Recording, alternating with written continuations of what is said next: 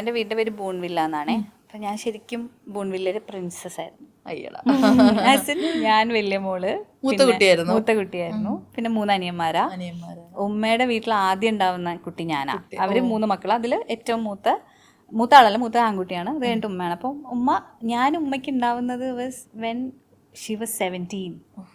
Xi was a teenager. അപ്പോൾ അത്ര വ്യത്യാസമേ ഉള്ളൂ. ഞാനും എൻ്റെ ചെറിയ അനിയനും തമ്മിൽ ആ ഡിഫറൻസ് ഉണ്ട്. ഞാൻ +1 പഠിക്കുമ്പോഴാണ് ചെറിയ അനിയൻ ഉണ്ടാവണേ. അപ്പോൾ ഞാൻ അത്രയും ഭയങ്കര എന്താ പറയുക, ഭയങ്കര പാമ്പേർഡ് ആയിട്ടുള്ളൊരു കുട്ടിയായിരുന്നു. എനിക്ക് റിലേറ്റ് ചെയ്യാൻ പറ്റും. എൻ്റെ ഉമ്മയും ഞാനും തമ്മിലും 19 വയസ്സ് വ്യത്യാസമുള്ള എൻ്റെ ബ്രദറും ഞാനും തമ്മിൽ 13 വയസ്സിന് വ്യത്യാസമുണ്ട്. അപ്പോൾ ഉമ്മിക്കെന്നെങ്കിലും എനിക്കത് റിലേറ്റ് ചെയ്യാൻ പറ്റും. ഇവർക്ക് നമ്മളല്ലേ ഉള്ളൂ ഫ്രണ്ടായിട്ട്. അങ്ങനെയായിരുന്നു. അപ്പം എല്ലാ കാര്യങ്ങളും ഷെയർ ചെയ്യുമായിരുന്നു. എനിക്കൊരു 4 years ഒക്കെ ആയപ്പോൾ എന്നെ 5 years ആയപ്പോൾ എന്നെ ഉമ്മയുടെ വീട്ടിൽ കൊണ്ടാക്കി. അപ്പം ഒരു സമയത്ത് അത് ഭയങ്കര വിഷമമായിരുന്നു. ഐ യൂസ് ടു തിങ്ക് എന്താ എന്നെ അങ്ങനെ അബാൻഡൻ ചെയ്തത് എന്നായിരുന്നു എൻ്റെ ഫീലിംഗ് ഉണ്ടായിരുന്നത്. കാരണം എന്താണെന്ന് വെച്ചാൽ ഉമ്മ രണ്ടാമത് പ്രഗ്നൻ്റ് ആയി. അപ്പോൾ പ്രഗ്നൻ്റ് ആയപ്പോൾ അതിൻ്റെ ഡിഫിക്കൽട്ടീസ്, ഉമ്മക്കാണ് പ്രഗ്നൻസി ഭയങ്കര ഡിഫിക്കൽട്ട് പ്രഗ്നൻസീസാണ്. അപ്പോൾ അതിൻ്റെ ഡിഫിക്കൽട്ടി ഉണ്ട്. പ്ലസ് ഉപ്പയുടെ വീടൊരു ജോയിൻറ്റ് ഫാമിലിയാണ്. അപ്പം എനിക്ക് കുറച്ചും കൂടെ കെയർ കിട്ടാൻ വേണ്ടിയിട്ടാണ് അത് ചെയ്തത്. പക്ഷേ എനിക്ക് ആ സമയത്ത് ആ ഒരു ഫീലിംഗ് ഉണ്ടായിരുന്നു. അതായത് ഞാൻ എൻ്റെ ഒരു പ്രശ്നം ഉണ്ടെങ്കിൽ ഞാൻ ആരുടെ അടുത്താ ചെന്ന് പറയാം. I was always very pampered. But still എനിക്ക് അങ്ങനെ ഒരു ഇഷ്യൂ ആ സമയത്ത് അങ്ങനെ എന്താണ് എനിക്ക് തോന്നാറുണ്ട്. എനിക്ക് എപ്പോഴും അതിൻ്റെ ഒരു വേദന എനിക്ക് എപ്പോഴും ഞാനും കുഞ്ഞല്ലേ, എനിക്കറിയില്ലല്ലോ. അപ്പം ഞാൻ ഇങ്ങനെ തേഴ്സ്ഡേ ഈവനിങ് ആവാൻ ഇങ്ങനെ വെയിറ്റ് ചെയ്യും. ബിക്കോസ് മദ്രസയും കൂടെ ഉള്ളതുകൊണ്ടാണ് ഞാൻ ഇവിടെ നിൽക്കുന്നത്. അപ്പോൾ തേഴ്സ്ഡേ ഈവനിങ്സ് എനിക്ക് വീട്ടിൽ പോവാം. പിന്നെ അത് കഴിഞ്ഞിട്ട് ഫ്രൈഡേ സ്കൂൾ കഴിഞ്ഞാണ് തിരിച്ചു വരിക. അപ്പോൾ ആ ഒരു രാത്രിയാണ് എനിക്ക് ഉപ്പയുടെ ഉമ്മയുടെയും കൂടെ കിട്ടുക അന്ന്. പിന്നെ ഞാനൊരു 8th ആയപ്പോഴാണ് ഞാൻ തിരിച്ചങ്ങോട്ട് പോകുന്നത്. 7th വരെ മദ്രസയിൽ പഠിച്ച് ഓക്കെ ഇനിയിപ്പോൾ മതി എന്ന് പറഞ്ഞിട്ട് അങ്ങോട്ട് പോകും. അപ്പോൾ പക്ഷെ അതും ഒരു സമയം കഴിഞ്ഞപ്പോൾ എനിക്ക് മനസ്സിലായി, like she was a teenager. And ഉപ്പക്കും 23 വയസ്സോ 24 വയസ്സോ ഉള്ളൂ. അപ്പോൾ ഇന്ന് 24 വയസ്സായ ആൾക്കാർ നടക്കുന്നതും എൻ്റെ ഉപ്പേനെയും കാണുന്ന സമയത്തെ I feel okay, I understand why. പക്ഷേ പറ്റാഞ്ഞിട്ടാണ്. പക്ഷെ അതുകൊണ്ട് ഞാൻ എൻ്റെ മോൻ്റെ കാര്യം വരുമ്പോൾ എപ്പോഴും അമ്മ എല്ലാ സമയത്തും പറയും, ഞാൻ ഷൂട്ടിനൊക്കെ പോകുന്ന സമയത്ത് അവിടെ ആക്കാൻ, അമ്മയുടെ അടുത്ത് അവനെ ആക്കാൻ. അവൻ കംഫർട്ടബിളുമാണ് കേട്ടോ. അങ്ങനെ ഞാൻ ആക്കിയിട്ടുണ്ട് ഒട്ടും പറ്റാത്ത സമയത്ത്. But otherwise I make sure that അങ്ങനെ വേറൊരു സ്ഥലത്ത് മോൻ നിൽക്കില്ല. എപ്പോഴും അവൻ്റെ അച്ഛനോ അവൻ്റെ അമ്മയോ അവൻ്റെ കൂടെ ഉണ്ടാവുന്നത്.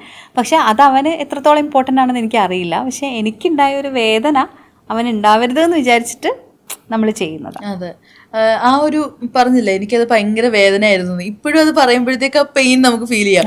ശരിക്കും ആ കുഞ്ഞുനാളിൽ കിട്ടിയ ആ ഒരു പെയിൻ, അത് എന്താ പറയാ, അതൊരു ഒരിക്കലും മാറാത്തൊരു വലിയൊരു പെയിൻ തന്നെ. അതെ, കാരണം എന്താ അറിയോ, നമുക്ക് ഞാനാണെങ്കിൽ ഭയങ്കര എപ്പോഴും ഒരു സെൻറ്റിമെൻ്റൽ മനുഷ്യനാണ് ഞാൻ. എല്ലാ സമയത്തും ഞാനിങ്ങനെ വിചാരിക്കും, എൻ്റെ ജീവിതത്തിൽ ചില ആൾക്കാർ ഭയങ്കര ഡിഫിക്കൽട്ടീസൊക്കെ തരുവേ. പക്ഷേ എനിക്ക് അവരുടെ അടുത്ത് ചിലപ്പം എന്താ പറയുക, എന്തെങ്കിലും ഹാർഷായിട്ട് സംസാരിക്കാനോ നോ ഒക്കെ പറയാനിപ്പോൾ ഞാൻ പഠിച്ചു. പക്ഷേ എന്തെങ്കിലും ഹാർഷായിട്ട് സംസാരിക്കാനോ ഒരാളെ വേദനിപ്പിക്കാനോ അല്ലെങ്കിൽ ഒരാളുടെ ലൈഫിൽ നിന്ന് ഇങ്ങനെ കംപ്ലീറ്റ്ലി നമ്മൾ മാറ്റി നിർത്തൂലേ, അങ്ങനെ നിർത്താനൊന്നും എനിക്കിപ്പോഴും പറ്റില്ല. അപ്പം ഞാനിടയ്ക്ക് ഞാൻ വിചാരിക്കും അതെന്താണ് അങ്ങനെ പറ്റാത്ത. അപ്പം ഞാൻ ഇടയ്ക്ക് മാധവിക്കുട്ടിയുടെ ഒരു ഇൻ്റർവ്യൂ കണ്ടപ്പോൾ മാധവിക്കുട്ടി പറയുന്നുണ്ട്, എനിക്ക് ഒരു പൂച്ചേനെ പോലും ഉപേക്ഷിക്കാൻ പറ്റില്ല, അത്രയും സെൻറ്റിമെൻ്റലാണ് ഞാൻ. അപ്പോൾ എല്ലാത്തിനോടും അറ്റാച്ച്. അപ്പം ഞാൻ വിചാരിക്കും ദൈവമേ ഈ അറ്റാച്ച്മെൻ്റ് ഇല്ലായിരുന്നെങ്കിൽ ലൈഫ് ഭയങ്കര ബെറ്റർ ആയനെ എന്ന് വിചാരിക്കും. ബിക്കോസ് ഈ അറ്റാച്ച്മെൻറ്റ്സ് ഉണ്ടാകുമ്പോൾ നമുക്കെല്ലാം ഡിഫിക്കൽട്ടല്ലേ. അപ്പോൾ എനിക്ക് തോന്നും അത് ആ ഒരു ഫിയർ ഓഫ് അബാൻഡൻമെൻ്റ് എന്ന് വന്നതാണോ. അപ്പോൾ ഞാൻ പഠിച്ച സൈക്കോളജിയൊക്കെ ആയതുകൊണ്ട് നമ്മളിങ്ങനെ നമ്മുടെ ഒരു ചൈൽഡ്ഹുഡൊക്കെ നോക്കുന്ന സമയത്ത് എനിക്കങ്ങനെ ഭയങ്കര ട്രോമയായിട്ട് എന്നെ എഫക്റ്റ് ചെയ്തിട്ടുണ്ടോ ചോദിച്ചാൽ ചിലപ്പോൾ ഉണ്ടാവില്ല. ബട്ട് സ്റ്റിൽ എൻ്റെ ഒരു പേഴ്സണാലിറ്റി ഡെവലപ്പ് ചെയ്തപ്പോൾ എനിക്കിങ്ങനെ ഒരു ഭയങ്കര സെൻറ്റിമെൻ്റൽ മനുഷ്യനാവാൻ ചിലപ്പോൾ അതൊരു റീസൺ ആയിരിക്കും. എനിക്കൊരു വിഷമം വന്നാൽ ഞാൻ ആരുടെ അടുത്താണ് പറയണ്ടേ. എനിക്കൊരു പ്രശ്നം ഉണ്ടായാൽ, ഇപ്പം എനിക്ക് ചെറുപ്പത്തിൽ എൻ്റെ പ്രായത്തിലുള്ള എല്ലാവർക്കും ഉണ്ടായിട്ടുണ്ട്, അബ്യൂസ് ഉണ്ടായിട്ടുണ്ട്. അബ്യൂസ് ഉണ്ടാകുമ്പോൾ അത് ആരുടെ അടുത്ത് ഞാൻ പോയി പറയണം, അതൊന്നും എനിക്ക് അറിയില്ല. ഇപ്പം നമ്മൾ വിചാരിക്കും ഒരു അമ്മയാണെങ്കിൽ ഉമ്മ എൻ്റെ അടുത്ത് ഉണ്ടായിരുന്നെങ്കിൽ ചിലപ്പോൾ എനിക്കത് സംഭവിക്കില്ലായിരുന്നു, ഞാൻ ചിലപ്പോൾ കുറച്ചും കൂടെ സെക്യൂർഡായ. പക്ഷേ എൻ്റെ ലൈഫിൽ എന്നെ ഏറ്റവും കൂടുതൽ സ്നേഹിച്ചിട്ടുള്ളത് എൻ്റെ ഉമ്മയുടെ ഉമ്മയാണ്, എൻ്റെ ഗ്രാൻഡ് മദറാണ്, ഉമ്മമ്മയാണ്. ഞാൻ ഇപ്പം നമ്മുടെ ഞാൻ തന്നെ സംസാരിച്ചൊരു കോൺവെർസേഷനിൽ ഒരാൾ പറഞ്ഞിട്ടുണ്ട് അൺകണ്ടീഷണൽ ലവ് ഡസൻ എക്സിസ്റ്റ് എന്ന്. പക്ഷേ ഞാനത് ഫീൽ ചെയ്തിട്ടുണ്ട് അൺകണ്ടീഷണൽ ലവ്. എൻ്റെ ഗ്രാൻഡ് മദറിന് ഈ ലോകത്തെ ഏറ്റവും നല്ല ആൾ ഞാനായിരുന്നു. ഏറ്റവും കൂടുതൽ സ്നേഹിച്ചിരുന്നത് എന്നെയായിരുന്നു. എനിക്കൊരു ചെറിയ അച്ചീവ്മെൻ്റ് ഉണ്ടാകുമ്പോൾ അതിങ്ങനെ ആംപ്ലിഫൈ ചെയ്തിട്ട് ഒരു 10 ആക്കിയിട്ട് പറയുമായിരുന്നു. എല്ലാവരുടെ അടുത്തും എന്നെക്കുറിച്ച് ഭയങ്കര പ്രൗഡായിട്ട് സംസാരിക്കുമായിരുന്നു. എനിക്കിപ്പോഴും ഇങ്ങനെ ഞാൻ മിക്കവാറും ദിവസം ഉമ്മമ്മൻ്റെ കൂടെയാണ് കിടക്കുക. അപ്പോൾ ഉമ്മമ്മനെ ഇങ്ങനെ കെട്ടിപ്പിടിച്ച് കിടക്കുമ്പോൾ ഒരു നീളൻ മാലയാണ് ഇടുക, മുണ്ടും ബ്ലൗസും ഇങ്ങനെ തട്ടമാണ് ഉമ്മമ്മ ഇടുക. അപ്പോൾ എനിക്കിപ്പോഴും ഉമ്മമ്മൻ്റെ മണമുണ്ട്. അപ്പോൾ ഇടയ്ക്ക് ഞാനൊരു ഇതിങ്ങനെ വായിച്ചപ്പോൾ നമ്മൾ ചിലപ്പോൾ നമ്മുടെ ആരെങ്കിലും നമ്മൾ പ്രൊട്ടക്റ്റ് ചെയ്യും എന്ന് പറയില്ലേ, അങ്ങനെ എനിക്ക് തോന്നാറുണ്ട് എൻ്റെ പ്രൊട്ടക്ടർ എൻ്റെ ഉമ്മമ്മയാണ്. ഉമ്മ മരിച്ചു പോയി കേട്ടോ, കുറേ വർഷമായി മരിച്ചിട്ട്.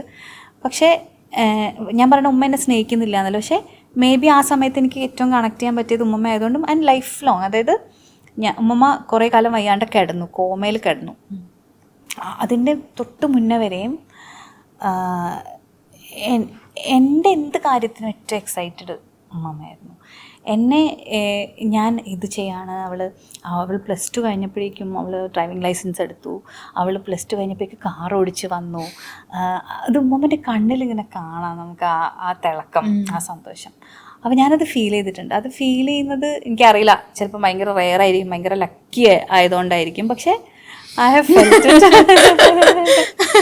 ഞാൻ ഇങ്ങനെ അപ്പൊ ഇതൊക്കെ പറയുമ്പോഴത്തേക്ക് ഈ ഗ്രാൻഡ് പേരൻസ് എന്ന് പറയുമ്പോൾ ഞാൻ അതിങ്ങനെ എൻ്റെ മൈൻഡില് അപ്പൊ എൻ്റെ ഉമ്മീൻ്റെ മമ്മീനെ ഓർമ്മ വരുന്നത്. അപ്പോൾ ഇവരെന്ന് പറയുമ്പോഴത്തേക്ക് ഒരാളെ കാണുമ്പോൾ തന്നെ നമ്മളെ കുറിച്ച് ഭയങ്കര സംസാരിക്കും.